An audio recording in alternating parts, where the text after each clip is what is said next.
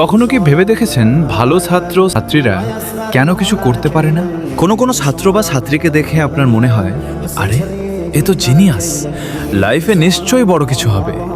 আবার কাউকে কাউকে দেখে আপনি নিশ্চিত হয়ে যান এটা একেবারেই অপদার্থ, জীবনে কিছুই করতে পারবে না।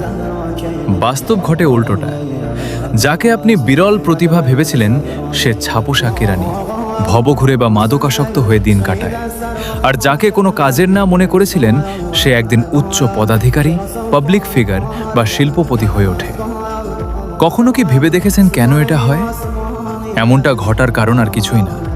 আপনি যাকে অপদার্থ ভেবেছিলেন তার আইকিউ কমও হলেও ইকিউ, এসকিউ, অন্যদের সাথে নেটওয়ার্ক তৈরি করার ক্ষমতা ও একিউ, হাল ছেড়ে না দেবার মানসিকতা অনেক বেশি।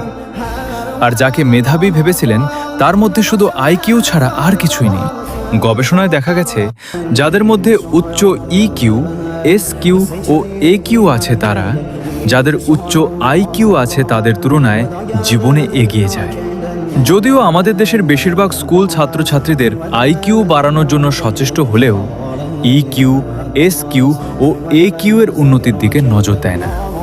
আপনি জানলে অবাক হবেন, পেশাগত জীবনে প্রায় ক্ষেত্রেই উচ্চ আইকিউ সম্পন্ন একজন মানুষ উচ্চ ইকিউ, এসকিউ ও একিউ সম্পন্ন একজনের অধীনে কাজ করে। বিশ্বের বেশিরভাগ সফল মানুষের আইকিউ সাধারণ মানের। উদাহরণস্বরূপ, একটি কোম্পানির কর্মচারীদের আইকিউ অনেক বেশি হয়। পক্ষান্তরে ওই কোম্পানির মালিকের আইকিউ কম থাকলেও ইকিউ, এসকিউ ও একিউ বেশি থাকে।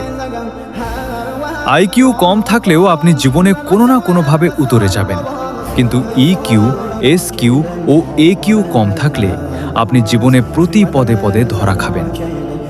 আপনার সন্তানকে পড়াশোনার পাশাপাশি জীবনের অন্যান্য দিকগুলোর সাথে পরিচয় করিয়ে দিন। তার মধ্যে কায়িক শ্রমের অভ্যাস করে তুলুন, তাকে অভাবের মধ্যে চলতে শেখান। খেলাধুলা, বিজ্ঞান, শিল্প, সাহিত্য ইত্যাদির প্রতি তার আগ্রহ তৈরি করুন।